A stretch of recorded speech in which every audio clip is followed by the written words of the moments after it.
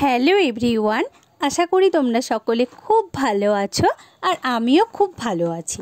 তো আবারও চলে এসেছি নতুন একটি ব্লগ ভিডিও নিয়ে। আজকের ব্লগ ভিডিওটি একটু অন্যরকম। তো আজকে আমরা একটি নতুন জায়গায় ঘুরতে গিয়েছি, সেখানে গিয়ে কি করলাম আর কিভাবে গেলাম সেগুলোই আজকে বলবো। তো তোমরা দেখতে থাকো, খুব ভালো লাগবে। তো প্রথমেই বলে রাখি, তো এই জায়গাটাতে আমার অনেক দিনের ইচ্ছে ছিল যাবার। তো যখন আমি ফার্স্ট টাইম দেখেছিলাম তো আমার ভীষণ ভালো লেগেছিল। তো তখন থেকেই ভেবেছিলাম এই জায়গাটাতে যাব। তো আমার হাজব্যান্ডকে দেখিয়েওছিলাম আর বলেছিলাম যে চলো এই জায়গাটাতে একদিন ঘুরে আসি, তো ভীষণ ভালো লাগবে, আমার তো ভীষণ ভালো লেগেছে। তো ও বলেছিল ঠিক আছে, কোনো একদিন ছুটির দিনে যাওয়াই যাবে। তো ঠিক আছে, তো আমাদের এরকম একটা দিন চলেও আসলো যে যেদিন ভাবলাম যাব।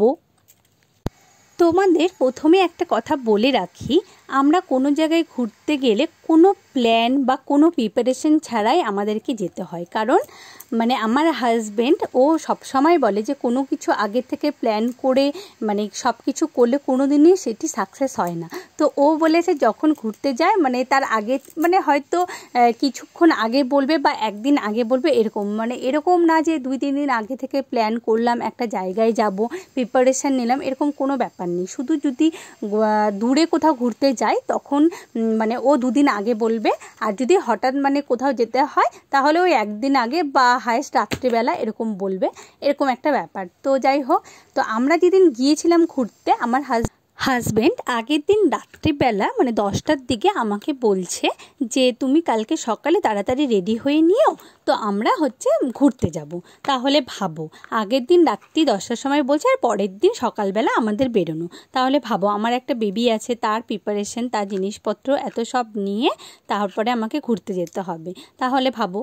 তো যাই হোক, আর একটা কথা কি বলো তো, আমি না কখনো আমার হাজব্যান্ড যখনই বলুক আমাকে, যে ও যদি রাত্রি 10টার সময় আমাকে বলে যে চলো এখন বেরোবো, তো আমি সঙ্গে সঙ্গে বেরিয়ে যাই। কারণ কি বলো তো, এই দিনগুলো না আর পাওয়া যাবে না।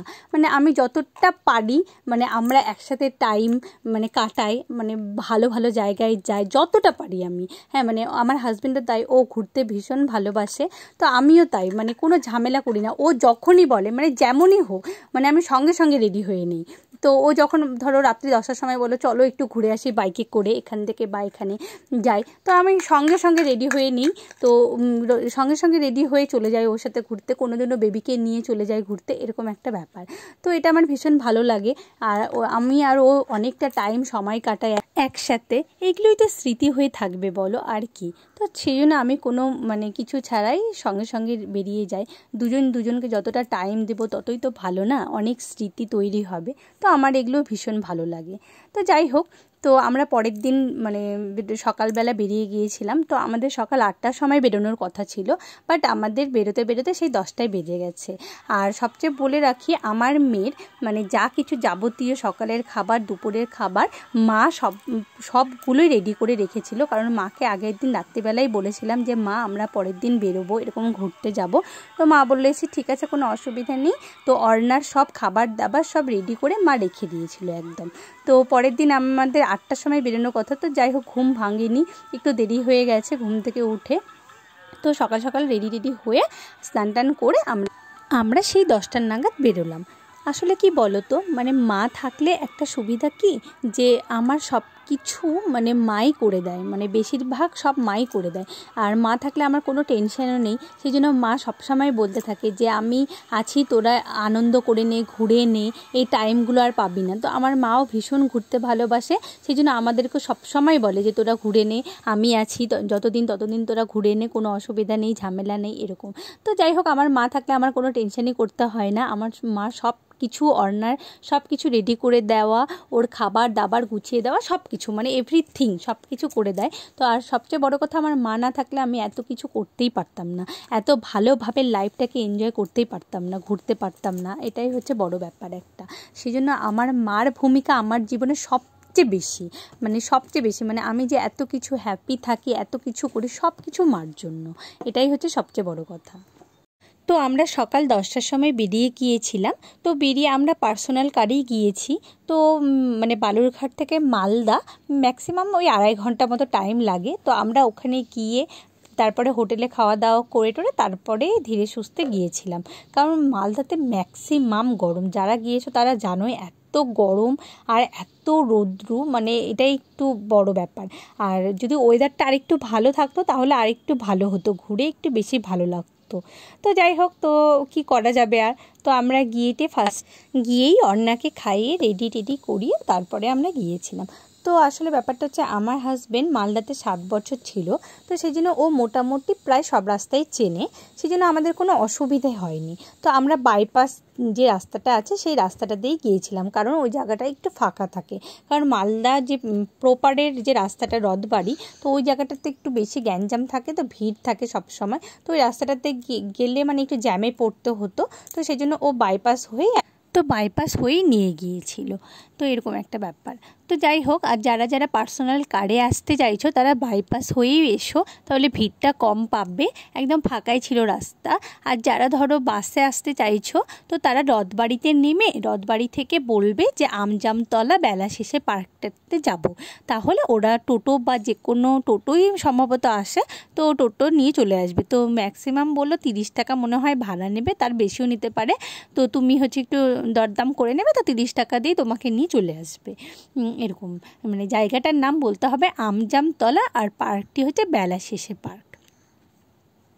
তো প্রথমেই বলি, পার্কটিতে মানে ভীষণ ছোটদের মানে যাবতীয় যা করা যায় সবই আছে। দোলনা, স্লিপ, তারপরে হচ্ছে বেলুনের মধ্যে মানে ওয়াটার বেলুন যেগুলোকে বলছে, হ্যাঁ এরকম টাইপের প্রচুর অ্যাক্টিভিটি আছে বাচ্চাদের।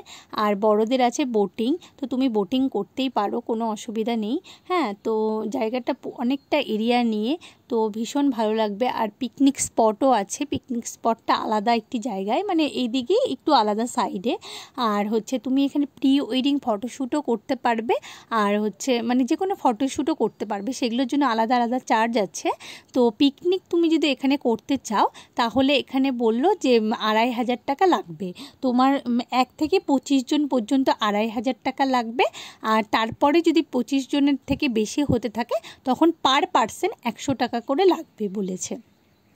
আর যদি তুমি হচ্ছে প্রি ওয়েডিং ফটোশ্যুট করতে চাও তো ওরা বলেছে প্রি ওয়েডিং ফটোশ্যুটের ডেতে হচ্ছে 3000 টাকা, আর নাইটে হচ্ছে 2000 টাকা এরকম। আর ডে নাইট মিলে তুমি যদি করতে চাও তাহলে তোমার 5000 টাকা লাগবে একদিনে। তো ওটাই, তো আমার মনে হলো যে প্রি ওয়েডিং ফটোশ্যুট বা যে কোনো ফটোশ্যুটে চার্জটা একটু ম্যাক্সিমামই বলেছে, মানে এতটা চার্জ এটাই আমি ভাবছিলাম এরকম। তো আর হচ্ছে মানে পিকনিকের যে স্পটটা সেটাও বলেছে যে মানে পিকনিক স্পট দিলে যেখানে পিকনিকটা করবে সেখানের জন্য 2500 টাকা। তো এটাও একটু আমার একটু বেশিই মনে হলো। তো যাই হোক, তো যারা করতে চাইছো তারা করতে পারবে, কিন্তু পিকনিকটা এখন হবে না, এখন বন্ধ রয়েছে। তো সেটি হচ্ছে মানে ডিসেম্বর থেকে খুলবে, ডিসেম্বর, জানুয়ারি, ফেব্রুয়ারি এই 3টি মাসেই পিকনিকের জন্য স্পট খোলা হয় বলেছে। আর সেখানে তোমরা করতে পারো, তো যারা করতে চাইছো করতেই পারো। আর হচ্ছে বলেছে যে প্রি ওয়েডিং বা যে কোনো ফটোশ্যুটে তো বললামই তোমাদের অ্যামাউন্টটা, তো আমার মনে হয়েছে একটু বেশি হয়েছে অ্যামাউন্টটা, যদি একটু কম হতো তাহলে ভালো হতো। তো যাই হোক, দেখো এই যে এখানে বোটিং করার ব্যবস্থা আছে বললামই তোমাদের। তো এখানে এসে বোটিংয়ের হচ্ছে চার্জ হচ্ছে পার হেড 30 টাকা করে। ও আর একটা কথা তো বলতেই ভুলে গেছি, যে পার্কের এন্ট্রি ফ্রি হচ্ছে 30 টাকা করে, হ্যাঁ পার পার্সন 30 টাকা। আর তুমি যদি বাইকে আসো তাহলে বাইকের জন্য ভাড়া লাগবে হচ্ছে 10 টাকা, আর যদি তুমি পার্সোনাল কার নিয়ে আসো কারের জন্য ভাড়া লাগবে তোমার হচ্ছে 30 টাকা এরকম ব্যাপার। তো যাই হোক, আমাদের এমনি পার্কটাতে ভীষণই ভালো ছিল, মানে সময় কাটানোর জন্য একটা দারুণ জায়গা, মানে বেশ ভালো লাগবে। হ্যাঁ, আর আমাকে একজন বলেছিল যে শীতকালে আসলে বলে বেশি ভালো লাগতো, কারণ শীতকালে বিভিন্ন রকমের ফুল গাছ থাকে। তো ফুল তো আমাদের সবারই ভীষণই প্রিয়, সবাই জানো, সবার খুবই ভালো লাগে। তো ও বলেছিল যে শীতকালে আসলে ফুলের গাছগুলো দেখলে আরও বেশি ভালো লাগে, মানে নানা রকমের ফুল দেখা যায়। তো যাই হোক, আবার আসার ইচ্ছে রইল, দেখি যদি শীতের সময় আসতে পারি। তো আমার আবার কি বলো তো, মানে একটা জায়গায় না ঘুরে গেলে সেকেন্ড টাইম আর ওই জায়গাটাতে যেতে ইচ্ছে করে না। তো আমি ভাবি যে ওই জায়গাটার বদলে অন্য একটা নতুন জায়গা দেখবো, সেরকম আমার মনে হয়। তো যাই হোক, তবুও দেখা যাক যদি আসতে পারি, তো এরকম ব্যাপার। তো আর এখানে খাবার দাবার বলতে মানে একটা রেস্টুরেন্ট আছে, সেখানে শুধু স্ন্যাক্সই পাওয়া যায়, তাছাড়া এমনি ভারী খাবার ভাত বিরিয়ানি বা এগুলো কিছু পাওয়া যায় না, শুধু স্ন্যাক্স জাতীয় যেগুলো খাবার হয় সেগুলোই পাওয়া যায়, কোল্ড ড্রিঙ্কস এগুলোই খেতে পারবে। তো তোমাকে এখানে ফার্স্টে কি করতে হবে, অর্ডার দিয়ে যেতে হবে। তো তোমাকে একটা বিল টাইপের একটা দেবে, ওর মধ্যে নাম্বারিং করা থাকবে। তো তোমার খাবারটা যখন রেডি হয়ে যাবে তোমাকে মাইকে ওই নাম্বারটা দিয়ে ডেকে নেবে, তো তখন গিয়ে তোমাকে খাবারটা নিয়ে আসতে হবে, এরকম দেখলাম মানে সিস্টেম। তো যাই হোক, তোমরা যদি ভাবো যে কেউ মানে ভাত বা বিরিয়ানি খেতে চাইছো, আপাতত সেই ব্যবস্থা নেই, শুধু স্ন্যাক্সের ব্যবস্থাই আছে, পরে এখন হতে পারে সেটা আমি জানি না। তো যাই হোক, তোমরা যদি মানে কেউ যদি ভাবো যে এখানে এসে ভাত খাবে, সেরকম কোনো ব্যবস্থা নেই। আর হচ্ছে বাইরে শুধু মানে ওই যেগুলো ফুচকা বা মানে মুড়ি টুড়ি ঝালমুড়ি এগুলো ছাড়া আর কিছু পাবে না, মানে আইসক্রিম টাইসক্রিম এগুলোরই দোকান আছে। তো যাই হোক, এবার বলি মানে পার্কটাতে কেমন, মানে পুরো একটা লেক টাইপের আছে, লেকটার চার সাইড দিয়ে মানে তোমার ছোট ছোট জায়গা আছে বসার, সেই বসার জায়গাগুলো ভীষণ সুন্দর, নারকেল গাছ আছে। তো তার সাইড দিয়ে মানে লেকটার সাইড দিয়ে পুরো ঘোরার জায়গা, আর তার এই পাশটাও আছে ঘোরার জায়গা, তার ওই সাইডে একটা আছে পিকনিক স্পট। হ্যাঁ, আর হচ্ছে তোমার ওই লেকটা চার সাইড দিয়েই মানে ঘুরে ঘুরে মানে ভালো লাগবে, তুমি চার সাইড দিয়ে ঘুরতে পারবে, অনেক কিছু মানে দেখার জিনিস আছে। তো চার টাইপের একটা করেছে দেখলাম, তারপরে একটু ছোট ছোট ঘর টাইপের করেছে অনেকগুলো, মানে বাইরের মতো একটা মানে দাবা খেলার জায়গা দেখলাম। হ্যাঁ, দাবা খেলা মানে ওখানে দাবা খেলার যে বোর্ডটা হয় ওরকম টাইপের একটা করেছে। তো নানা রকম মানে বেশ ভালো ভালো জিনিসই আছে এখানে। তো এখানে গ্রাম্য পরিবেশেরও কিছু জিনিস রেখেছে, মানে গ্রামের বাড়িঘর যেমন হয়, তারপরে ধান কোটা ঢেকি এগুলোও আছে। তো তোমাদের খুব ভালোই লাগবে আসলে।